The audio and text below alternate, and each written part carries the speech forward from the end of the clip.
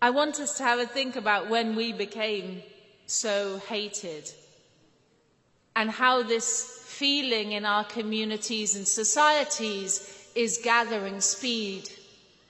I was talking to a Scottish sister just 5 minutes ago at lunch. And we agreed in the 1970s in England, when I was growing up, it was so racist, so horrible. We had names for everybody of every single skin shade. And now our feeling is, in Britain, it's worse than the 1970s. But now it's a bit more focused. You can be an Italian in Britain and we won't use the W word. People have forgotten it, alhamdulillah. You can be Spanish, and Spaniards are quite cool now. They weren't in the 1970s. The French are never cool in Britain. Forgive us. It's an ancient thing. But now it's really focused on dislike and fear of Muslims. But I want us to look at why it's growing and what are we contributing to its growth and what can we do to change this atmosphere.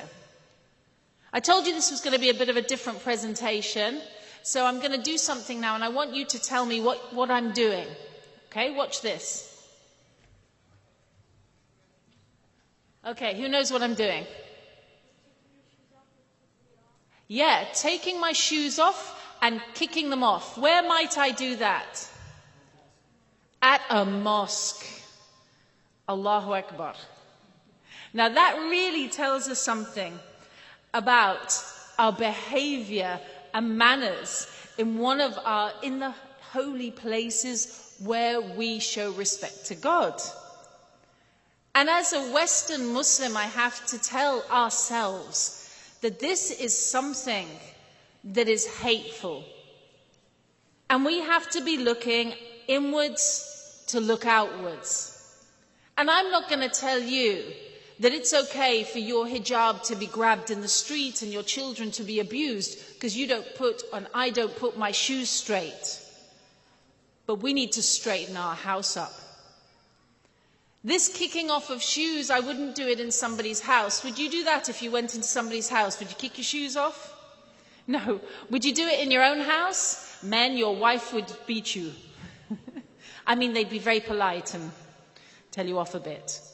We would never do it. But somehow our public spaces are places where, unfortunately, Muslims are seen to be disrespectful. And I want us to approach this head on, and I'm going to throw this out there. Allah forgive me, and I love each and every one of you. This is a village mentality that we brought over.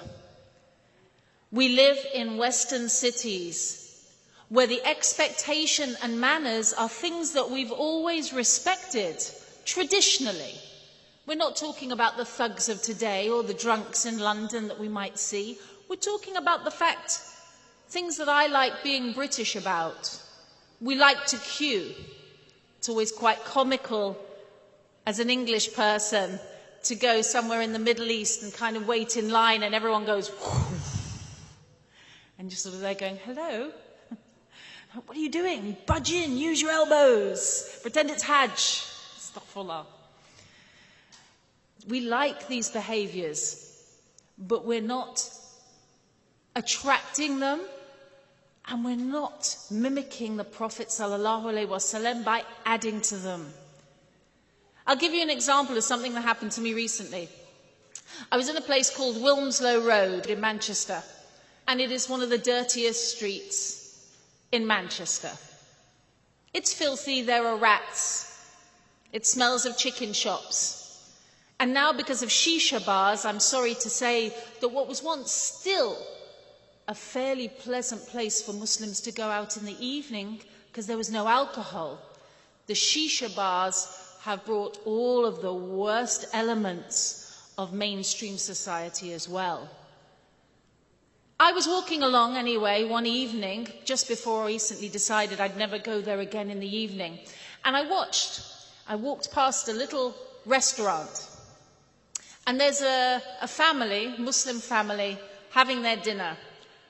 A 7-year-old boy sat opposite his mum, wiped his mouth with a tissue, got up out of the seat, came out of the restaurant in front of me to the street and threw his napkin in the street. I stood there and I watched. I rubbed my eyes. Am I hallucinating? Somebody comes out of a shop to throw something in the street. My middle-class fury came to the fore, and I picked up the tissue and I went into the restaurant and I said, "Excuse me, I think your son dropped this." The Muslim lady just laughed. I said, "It's not funny. It's not funny making a mess of people's streets." This is how people see us. And this is why we are facing some of the problems, social problems that we're facing, because people are not seeing the best in us.